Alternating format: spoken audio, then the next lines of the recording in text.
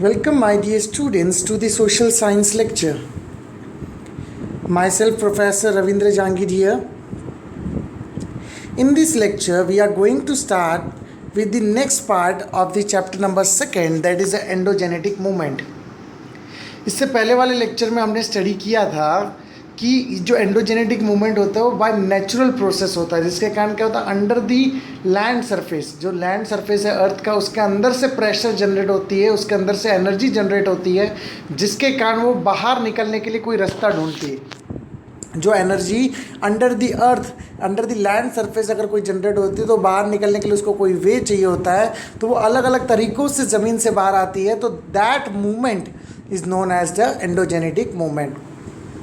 तो अलग अलग तरीके कौन से, अर्थक्वेक है, वुल्केनो है, इस तरीके से वो बाहर आता है। तो पहला टॉपिक जो हम स्टडी कर रहे थे वो कौन सा स्टडी कर रहे थे, दैट इज़ दी अर्थक्वेक। तो उसके अंदर हमने फर्स्ट जो क्रिएशन जो स्टडी किया था, इसके अंदर फोल्ड माउंटेन, ब्लॉक माउंटेन कैसे कंटेंट होते हैं, कैसे क्रिएट होते हैं, वो स्टडी किया था। Now the B part is the continental building,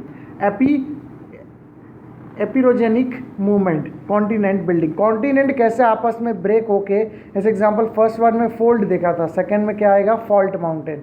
तो फॉल्ट कैसे क्रिएट होता है, ब्रेक होने के बाद वो आइलैंड कैसे कॉन्टिनेंट क्रिएट होता है, उसके बारे में हम स्टडी करेंगे। Slow movement occurs towards the centre on from the earth centres towards the earth crust, and because of this movement earth crust मतलब कैसे, जैसे फॉर एग्जाम्पल ये अगर मैंने आपको कल बताया था, ये आता है कोर, ठीक है।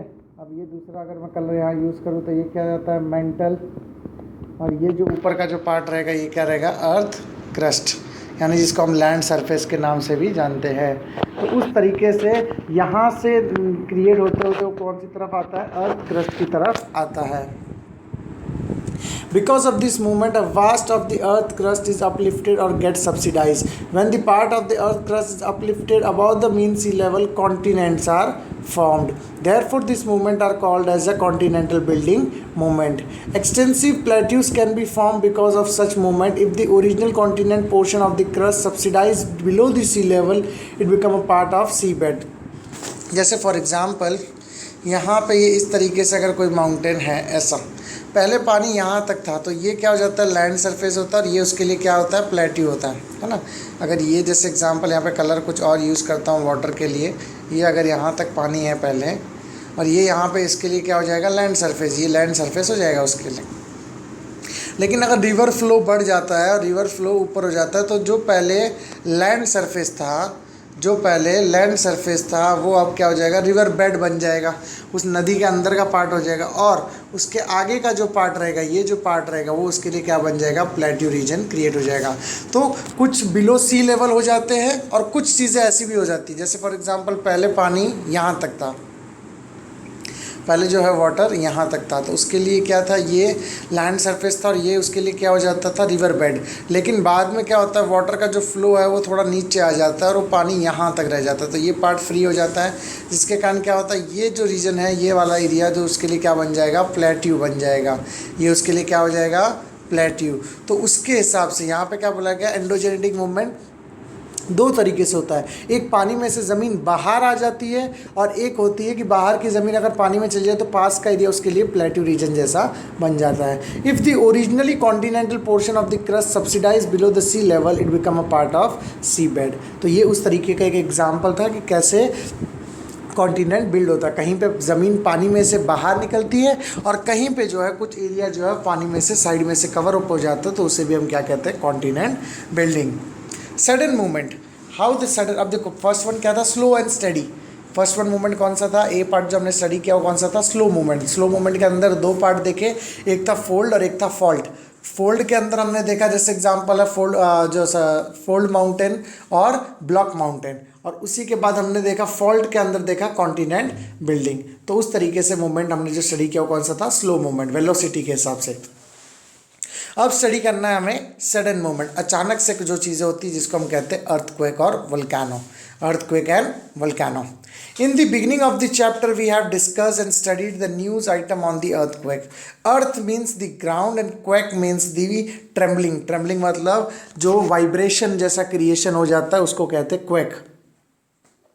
एक्चुअल में बोलते हैं अर्थक्वेक, मतलब क्या होता है, क्रैक आ जाते हैं, लेकिन क्रैक नहीं, क्वेक मतलब सडनली शेक होती है पूरी ज़मीन, उसको कहते हैं अर्थक्वेक। तो यहाँ पे आपको जब एग्जाम में सडन मूवमेंट में अगर आप चीज़ें स्टार्ट करोगे तो आपको इसी तरीके से लिखना है कि earth means the ground and quake means the trembling of the ground, तो उस तरीके से उसको बोलते हैं अर्थक्वेक।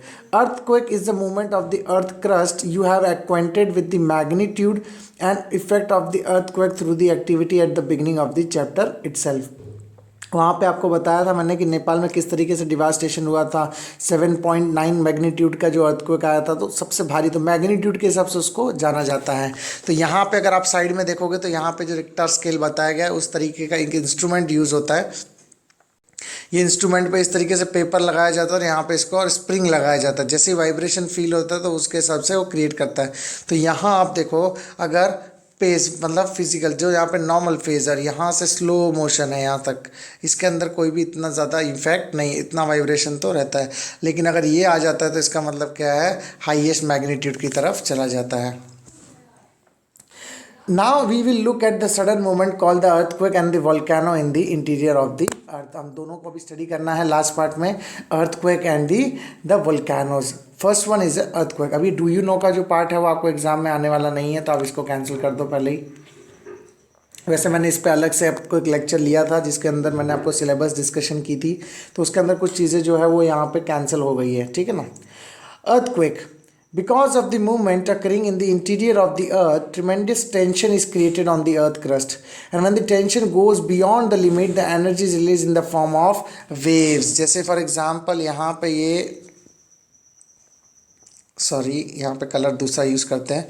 सपोज़ ये जो है ये अर्थ का ग्राउंड है, ये अर्थ की ज़मीन है ना, आपकी ब्राउनिश कलर की रहती है, और ये अंदर से एनर्जी रिलीज़ होती है। सपोज़ इन अ ब्लैक कलर मैं आपको यहाँ पे शो करता हूँ, ये ऐसे ऐसे एनर्जी रिलीज होना, एपी सेंटर, यहाँ से मेन एनर्जी रिलीज। अब कुछ यहाँ पे ऐसे कुछ पत्थर आ गया बीच में बहुत बड़ा, तो यहाँ से नहीं जा सकती, तो वो साइड में एपी सेंटर बनाएंगे अपना, एपी सेंटर से वो क्या हो जाती है, चेंज हो जाती है। तो इस तरीके से अगर कोई सीधी चली जाती तो यहाँ आके अर्थक्वेक आएगा, लेकिन ये रेज जहाँ से बाहर निकलेगी वहाँ वहाँ उसका इम्पैक्ट क्या होगा, अर्थ पे आएगा। तो this is known as the energy waves which is generated from the epicentre, यानी ये कोर से जनरेट होता है और क्रस्ट पे आके इसको क्या करता है, बाहर निकलने के लिए निकलता है। तो this result in trembling of the earth's surface, that is the earthquake occurs।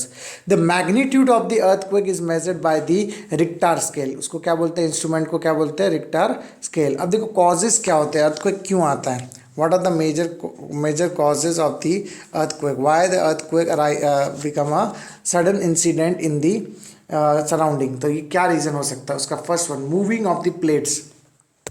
अब प्लेट्स क्या होता है यहाँ पे अंडरस्टैंड करो। सपोज ये आपका पूरा ग्लोब है, ये सपोज आपका क्या है, ग्लोब है। अब यहाँ पे जैसे एग्जांपल है नॉर्थ अमेरिका, साउथ अमेरिका, ठीक है। उसके बाद यहाँ पे कुछ ग्रीन लैंड और ऐसे करके छोटे छोटे एरियाज़ है। फिर ये आपका यूरोप वाला पार्ट आ जाता है, यहाँ से लेके इस तरीके से आपका वास्ट एशिया, ठीक है ना। एशिया के बाद यहाँ उसके आसपास में इतना छोटा सा अफ्रीका, सॉरी यहाँ पे आपका आ जाता है अरेबियन रीजन, ठीक है। उसके बाद नीचे आपका यहाँ पे इतना बड़ा इस तरीके से आ जाता है अफ्रीका, यहाँ पे आ जाता है ऑस्ट्रेलिया, यहाँ पे जैसे एग्जांपल है जापान, फिलीपींस, ऐसा छोटे छोटे रीजन। और यहाँ जो ये रीजन है ये इसको ऐसा करके इस तरीके से नॉर्थ है, इस तरीके से साउथ है। तो ये जो रीजन है यहाँ से कुछ ऐसा दिखता है थोड़ा यूरोप के आसपास में, यानी एशिया के आसपास में। तो ये जो रीजन है ये इसको बोलते हैं प्लेट्स। ये अलग अलग कॉन्टिनेंट्स की प्लेट है। कभी कभी क्या होता है इसमें शेक होता है, अचानक से प्लेट में ही ब्रेक आने लगता है। अगर आप यहाँ से नोटिस करोगे जो इंडिया का पार्ट है और अफ्रीका का ईस्टर्न पार्ट है, ये साइड वाला है ना, मैं अलग कलर से ड्रॉ करता हूँ कि पहले माना जाता था कि इंडिया जो है वो अफ्रीका के ईस्टर्न पार्ट से अलग होकर वहाँ गया है, क्योंकि जो चीज़ें अमेरिका अफ्रीका के ईस्टर्न साइड की वेदर है, फिजियोग्राफी, वही सेम हमारे इंडिया के वेस्टर्न पार्ट की फिजियोग्राफी है। तो इसके लिए कहा जाता है कि ये पहले अफ्रीकन कॉन्टिनेंट के साथ में था, उसका ब्रेक होने के बाद ये एशियन कॉन्टिनेंट में आके ऐड हो गया। तो फर्स्ट रीज़न क्या होता है अर्थक्वेक का, moving of the plates. Second, collides of the plate. दो प्लेट अगर आपस में टकरा जाए, कुछ छोटा सा पार्ट अगर ओशन से निकल के, या फिर छोटा सा माउंटेन भी कोई ओशन से अगर टूटा हुआ हो, वो आके अगर प्लेट से यानी कॉन्टिनेंट से टकरा जाए तो भी अर्थक्वेक आ सकता है। Plate sliding one below the other, एक ऊपर की प्लेट होती है, नीचे से अगर कोई चला जाए तो भी उसके कारण क्या होता है, earthquake. Forming of the fractures in the rock layers due to the tension in the interior of the earth. कभी कभार ये भी होता है कि आसपास में कोई माउंटेन है, कोई माउंटेन रीजन है, उसके अंदर बीच में से क्रैक आ जाए और उसके जो अंदर की रॉक है वो टूट के अगर अंदर ही अंदर वो नीचे लिफ्ट हो जाए। जैसे फॉर एग्जाम्पल अगर मैं यहाँ ड्रॉ करता हूँ, ये माउंटेन है, यहाँ इस माउंटेन में कुछ प्रॉब्लम आ गया, फॉर एग्जांपल यहाँ का जो ये माउंटेन है इसके अंदर कुछ प्रॉब्लम आ गया, यहाँ इस रीजन में कुछ प्रॉब्लम आ गया, तो ये रीजन नीचे दब जाएगा, तो नीचे दब जाएगा तो ये रीजन यहाँ आ जाएगा, जिसके कारण क्या होगा, यहाँ से शेकिंग होगा और यहाँ से ये माउंटेन जो है थोड़ा नीचे आएगा, जिसके कारण ये जो है वो क्या होगा, यहाँ से ट्रेमलिंग, यानी इसकी जो वेव्स आएगी नीचे आने की वो यहाँ से यहाँ जाएगी, तो इसके आसपास के जितने रीजन रहेंगे यहाँ पे क्या फील होगा, अर्थक्वेक फील होगा। That is known as the forming of the fractures. Last one occurring of the volcano eruption, कभी कभार वोल्केनो के कारण यानी ज्वालामुखी फटने के कारण भी जोर से ब्लास्ट जो होता है उसके कारण भी ट्रेमलिंग हो जाता है अर्थ के अंदर, यानी कि अर्थ के अंदर वाइब्रेशन जैसा फील होता है जिसके कारण अर्थक्वेक आ जाता है। How it measured, it is measured by the Richter scale. तो रिक्टार स्केल का आपको इमेज बताया, आप घर पे भी इसको बना सकते हो, आपको एक आइडिया आ जाएगा कि आप भूकंप महसूस किया है कि नहीं किया है। आपको क्या करना है, एक रोलिंग पिन जैसा, मतलब जैसे एग्जांपल राउंड सर्कल में कोन टाइप में कोई वुडन पीस या कुछ रहेगा तो उसके ऊपर पेपर रैप्ट कर दो और उसको एक स्टिक से कनेक्ट करके वहाँ पे एक वुडन प्लैंक पे रख दो। दूसरे साइड में क्या करो, एक वुडन का प्लैंक जो रहेगा, एक वुडन का एल फ्रेम प्लैंक जो रहेगा वो ले लो, उसके ऊपर एक छोटा सा स्प्रिंग कोई भी रहेगा तो लगा दो और नीचे से टूथपिक जैसी स्टिक रहेगी, उसके आगे एक राउंड शेप में कोई छोटा सा आर्टिकल, जैसे एग्जांपल बॉटल का ढक्कन हो या कुछ भी हो वो लगा दो और उसके आगे एक पिन लगा दो, यानी मार्क करके, पेन की जो पिन आती है, या फिर आप ये पूरी पेन भी यूज़ कर सकते हो वहाँ पे, लेकिन पेन क्या इतना जल्दी वाइब्रेट नहीं होगा, तो वहाँ पे पिन कर दो। उसको कलर में यूज़ करना है, आपको क्या यूज़ करना है, कलर में यूज़ करना है, ज़्यादा करके वो ऐसा रहना चाहिए कि उसमें कलर आना चाहिए। तो उस हिसाब से अगर आप ड्रॉ कर दोगे उसके बाद एक बॉक्स पे उसको रख दो और कहीं पे भी आपके घर में एरिया में उसको रख दो। अगर उसके बाद दूसरे दिन आप अगर मेजर करोगे तो आपके उस पेज के ऊपर कुछ इस तरीके से डायग्राम आ जाएगा, है ना। इतना ज़्यादा नहीं रहेगा क्योंकि अर्थक्वेक नहीं आया रहेगा, अगर नहीं आएगा तो इतना छोटा छोटा डायग्राम रहेगा। अगर थोड़ा सा मूवमेंट अगर आपके एरिया में देखा जाएगा तो इस तरीके से मूवमेंट होगा। अगर आपको अर्थक्वेक का मूवमेंट अगर फील करना है, वाइब्रेशन फील करना है, तो घर पे क्या करो, जो हैमर ड्रिल, कभी किसी के घर पे देखो कंस्ट्रक्शन का काम चलता है तो पूरा जो फ्लोर है वो वाइब्रेट होने लगता है। क्यों? क्योंकि वो वॉल के अंदर जब वो ड्रिल चलती है, ड्रिल मशीन जब चलती है तो वाइब्रेशन क्रिएट करती है। तो सेम चीज़ें होती है अर्थक्वेक में। अगर कोई सडन मूवमेंट, अंदर से कोई मूवमेंट हो रहा है तो उसके कारण वाइब्रेशन क्रिएट होता है, जो क्रस्ट तक आते आते वो ज़्यादा ही ट्रेवलिंग करने लगता है, जिसके कारण अर्थ पे क्या आ जाते हैं, क्रैक्स आ जाते हैं। That we called as an earthquake. So simple seismogram and the seismograph, ठीक है, understood properly. Now the focus and epicentre, दोनों अभी इसको अंडरस्टैंड करते बाय दी कि होता कैसे। जैसे फॉर एग्जांपल यहाँ से मैं पहले आपको समझा देता हूँ ये चीज़ें होती क्या है, उसके बाद हम जो है वो स्टडी वाला पार्ट रखेंगे। अभी पहले स्टडी नहीं करना है, पहले सिर्फ डायग्राम की मदद से समझो। यहाँ पे देखो, आपको डायग्राम में क्लियरली मेंशन किया गया है यहाँ पे अर्थ सरफेस, ठीक है ना। यहाँ पे अगर आप देखोगे तो यहाँ पे आपको लिखा गया है अर्थ सरफेस, ठीक है। तो ये अर्थ सरफेस हो गया। दूसरा ये बताया गया फोकस, जहाँ से वो क्रिएट होता है उसको क्या कहते हैं हम लोग, फोकस। ये यहाँ से क्रिएट हुआ इसके लिए इसको क्या कहते हैं, फोकस। और जहाँ से वो बाहर निकलता है उसको कहते हैं एपिसेंटर। जहाँ से वो बाहर निकलता है उसको क्या कहते हैं हम, एपिसेंटर। यानी उसके फोकस के जस्ट ऊपर 90 डिग्री से जब वो बाहर निकलेगा तो उसको चीज़ को हम क्या कहते हैं, एपिसेंटर। उसके बाद एपिसेंटर के आने के बाद वो क्या करेगा, वेव्स जो है वो हॉरिजॉन्टली रन होना चालू करेगा, लेफ्ट और हॉरिजॉन्टली रन करना चालू करेगा, राइट। दोनों तरफ मूवमेंट होगा। उस वेव्स को बोलते हैं सरफेस वेव्स। उस वेव्स को क्या कहते हैं, सरफेस वेव्स। और जो रेज सीधी आ जाए, जो वेव्स विदाउट एनी ऑब्स्ट्रक्शंस अगर पहुंच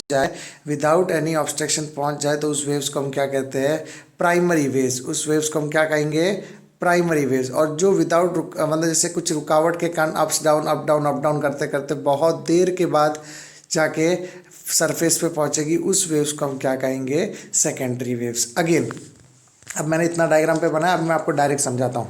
अर्थ सरफेस यानी कि आपको मालूम है लैंड सरफेस की बात हो रही है। फोकस मतलब जहाँ से एनर्जी रिलीज हुई, फोकस का मतलब क्या होता है, जहाँ से एनर्जी रिलीज हुई, और एनर्जी ज़्यादा करके मेंटल में से रिलीज होती है, कोर में से नहीं। कहाँ से रिलीज होती है, मेंटल में से।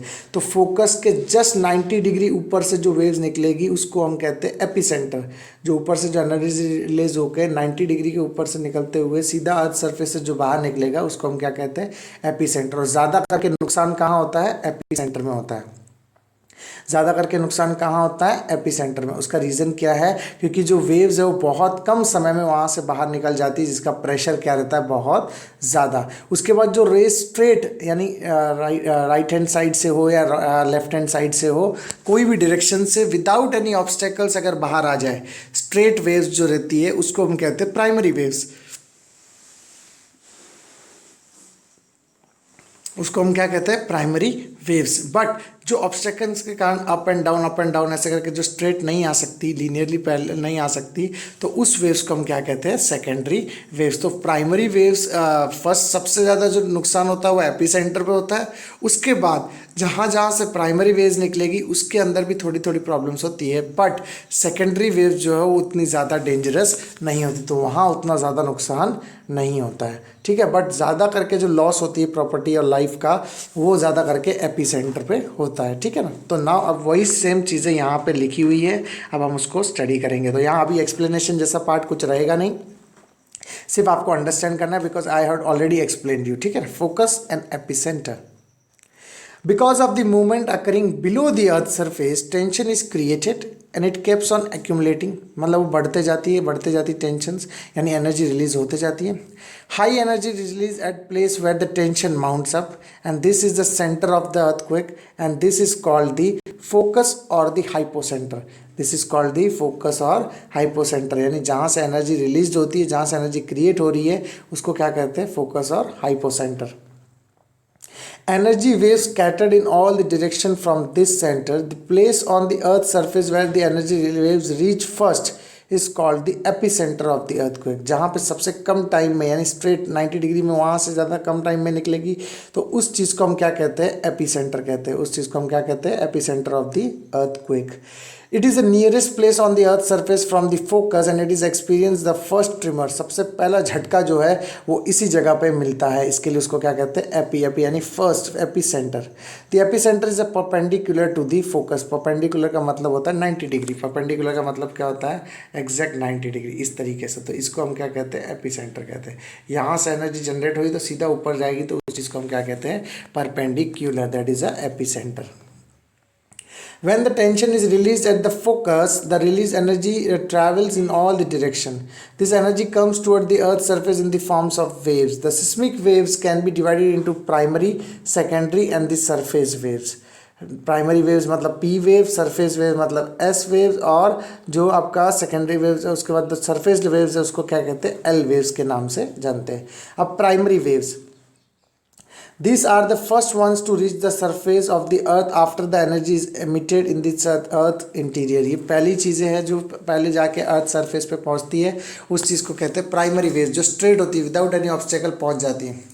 They travel at very fast speed from the focus of the earthquake and in the radial direction. Subjected to a P wave, particularly in the rock, move in the direction of a waves to and fro. The wave move to and fro, therefore these waves are called as an forward backward waves। यानी कि ये कौन से भी direction से straight निकल जाती है, इसके लिए इसको क्या कहते हैं, फॉरवर्ड और बैकवर्ड वेव्स। यानी ज़रूरी नहीं कि ऊपर ही जाएगा, नीचे भी जाती है। आप ज़्यादा करके देख रहे होगे प्राइमरी वेव्स जो है आपके यहाँ पे डायग्राम में, स्ट्रेट वेव्स जो है वो अप मूवमेंट भी ज़्यादा है, उसका डाउन मूवमेंट भी उतना ही ज़्यादा दिया गया है। These waves can travel through all the three states, that is a liquid, solid और gas। इसके लिए पत्थर भी बीच में आ जाए तो उसके अंदर से होते हुए ये पास हो सकती है, इसके लिए इसको क्या कहते हैं, it can pass into the three types of states of the equipment, that is that liquid, solid or gaseous। But while traveling through the liquid medium, the directions get changed। पानी में जाने के बाद उसका डायरेक्शन क्या हो जाता है, change. This is because of the primary waves that building on the earth surface move back and fourth. पानी में जाने के बाद ये अपना डायरेक्शन क्या कर देती है, चेंज कर देती है। सेकेंडरी वेव्स और the S waves, these waves which reach the earth's surface after the primary waves are called as a secondary waves. These waves also scattered in all the direction from the focus of the earthquake. Their velocity यानी speed, their velocity lesser than the P waves। They are particularly lying in the ways of the waves moves up and down in the direction of energy transfer, and these waves can travel only through the solid medium. ये पानी में से होते हुए जा सकती नहीं है, सिर्फ यानी सॉलिड स्टेट्स में से ही होते हुए जा सकती है। तो ये याद रखना, पी वेव्स जो तीनों स्टेट्स में से जा सकती हैं, यानी कि लिक्विड, सॉलिड और गैशियस। लेकिन जो एस वेव्स है वो सिर्फ और सिर्फ सॉलिड वेव्स में से ही जा सकती है, एंड गैसेस में भी नहीं जा सकती और लिक्विड में भी नहीं जा सकती। They get absorbed as the entire the liquid medium. Absorb मतलब वो वहीं पे ख़त्म हो जाती है। जब वो पानी में यानी समुद्र में जब अगर ये पहुंच जाए या रिवर में पहुंच जाए तो इसका इतना इम्पैक्ट पड़ता नहीं है सेकेंडरी वेव्स का। बट अगर पी वेव्स रहेगी तो समुद्र में भी आपको वाइब्रेशन महसूस होगा, रिवर में भी आपको वाइब्रेशन महसूस होगा पी वेव्स का। लेकिन एस वेव्स वहाँ पे जाते ही क्या हो जाती है, खत्म हो जाती है, because it is absorb by the liquid.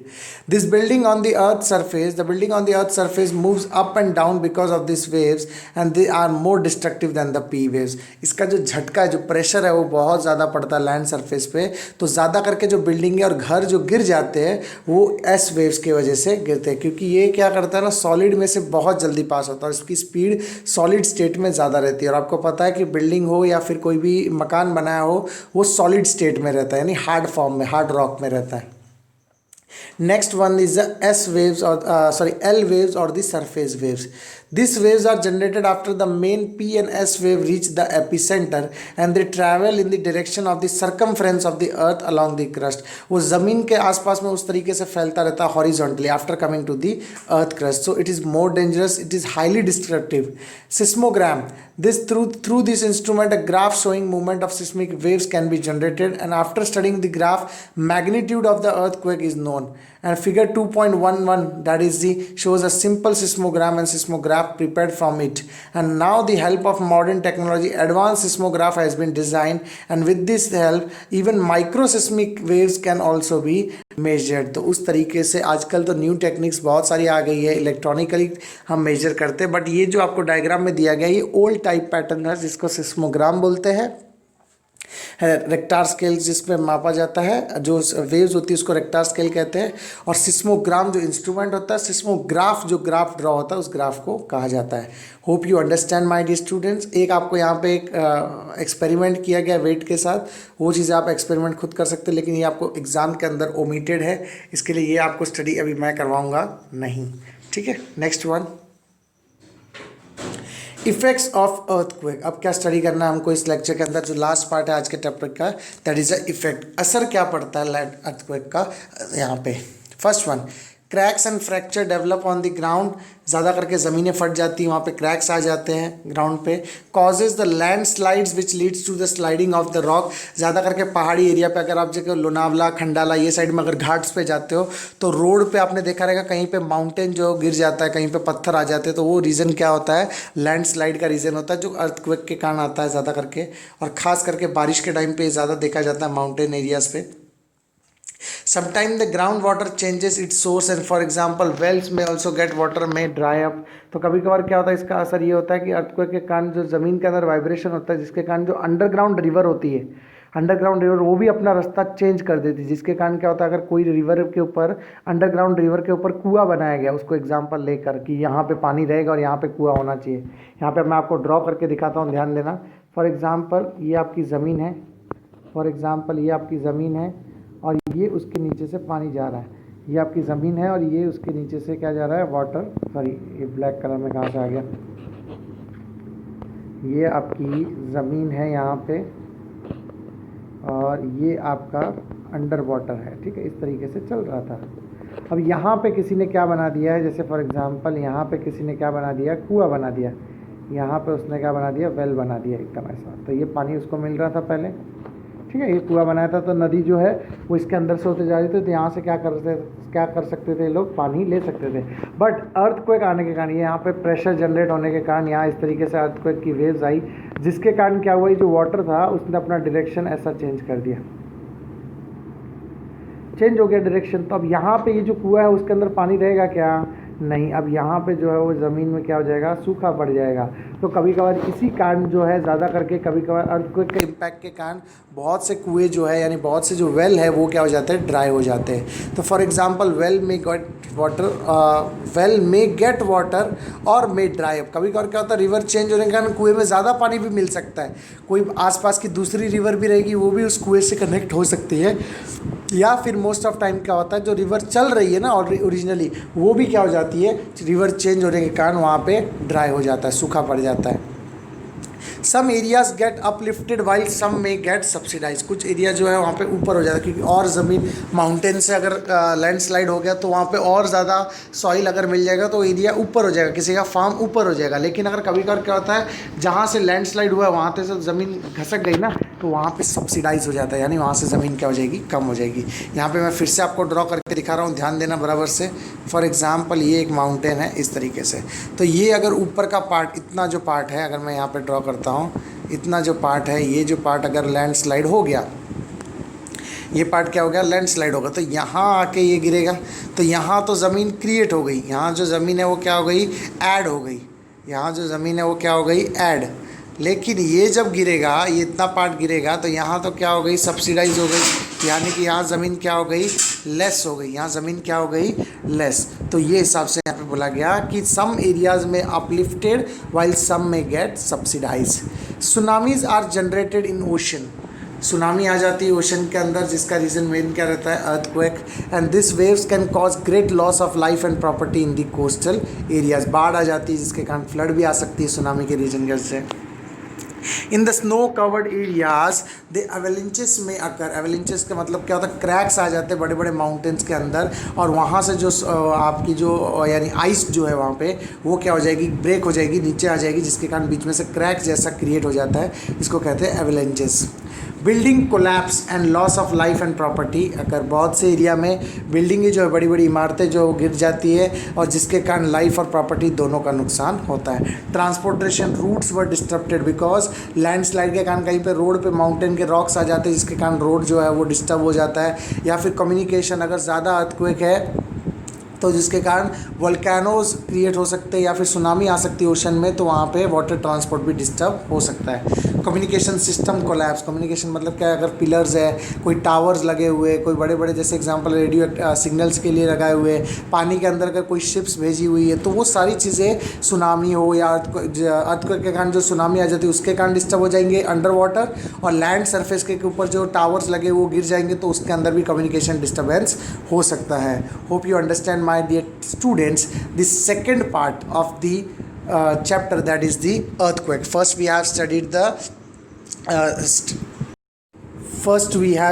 the slow movement. In that we have understood the fold mountain and the fault mountain. Now in that sudden movement we have studied the first part, that is the earthquake, causes of earthquake and the effects of earthquake. So hope you understand my dear students, and in the next lecture, in the last lecture, we are going to study the last part of this chapter, that is a volcano and its causes, and by that we are going to complete our chapter number 2, that is the endogenetic moment. So we will meet in the next lecture.